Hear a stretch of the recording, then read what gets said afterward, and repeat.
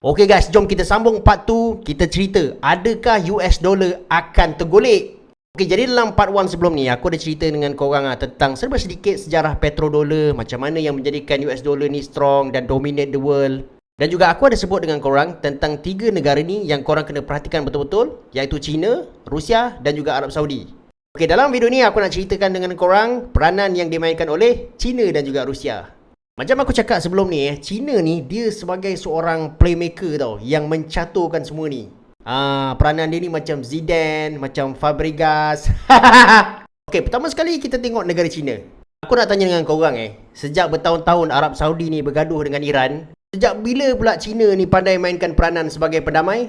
Setahu aku lah peranan untuk mendamaikan negara yang bergolak ni selalunya dimainkan oleh US. Tapi dalam kes ni US mana US? US mana US? Atau aku nak tanya dengan korang Arab Saudi, Iran, UAE, Brazil ni, diorang ni negara apa? Diorang ni semua negara-negara pengeluar minyak, geng. Dengan Pak Arab tak payah cakap lah. Diorang memang dah open untuk buat settlement minyak dengan menggunakan yuan. Lagi satu, korang nak tahu tak apa Menteri Ekonomi Iran cakap? Dia cakap sebahagian besar trade dengan China ni dah menggunakan yuan, korang tahu tak? Lagi satu, jom kita cerita pasal UAE. Geng, korang kena tahu benda ni ni dah rasmi Diorang buat settlement natural gas dengan yuan, korang tahu tak? Iraq pun sama, dah masuk kapal dah. Jadi dekat kawasan-kawasan Middle East ni, apa kita nampak dengan jelas, pengaruh China dekat kawasan ni dah meningkat, tahu tak? Dan apabila pengaruh China meningkat, secara tak langsung dia menurunkan pengaruh US dollar.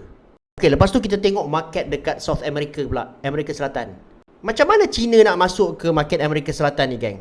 Jawabnya, diorang gunakanlah salah satu BRICS member, iaitu Brazil. Korang nak tahu tak kenapa Brazil?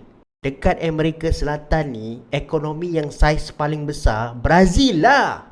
Lepas tu bagi Brazil pula, trading partner dia orang yang paling besar sekali, China. Jadi korang nampak tak, Brazil ni dijadikan sebagai pintu masuk pengaruh China ke Amerika Selatan. Jadi dekat Brazil ni apa yang dia buat? Dia cakap dengan Brazil, apa kata kita tak payahlah guna US dollar lagi. Aku beli dengan kau, kau beli dengan aku. Guna kita punya mata wang sendiri. Okey, trading guna currency sendiri ni maksudnya macam ni. Apabila China beli dari Brazil, dia akan membeli dengan menggunakan mata wang Brazil, iaitu Brazilian Real. Sebaliknya, kalau Brazil nak beli daripada China, dia kena gunakan yuan. Jadi inilah peluang baik China untuk melebarkan pengaruh dia dekat Amerika Selatan. Itu sebab Brazil. Lepas tu kita pergi tengok Rusia pula. Geng, korang perasan tak yang Rusia ni macam right wingman kepada China untuk menjayakan program menterbalikkan US dollar ni. Apa masalah dia orang ni sebenarnya? Kalau korang nak tahu semenjak 2014, dia orang ni dah cukup fed up dah. Sebab selalu je kena international sanction dengan US.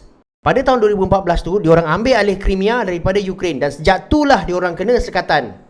Baru-baru ni pula, Timbalan Perdana Menteri Rusia iaitu Alexander Novak, dia buat satu kenyataan yang dia nak buat full removal of US dollar asset daripada dia orang punya National Wealth Fund.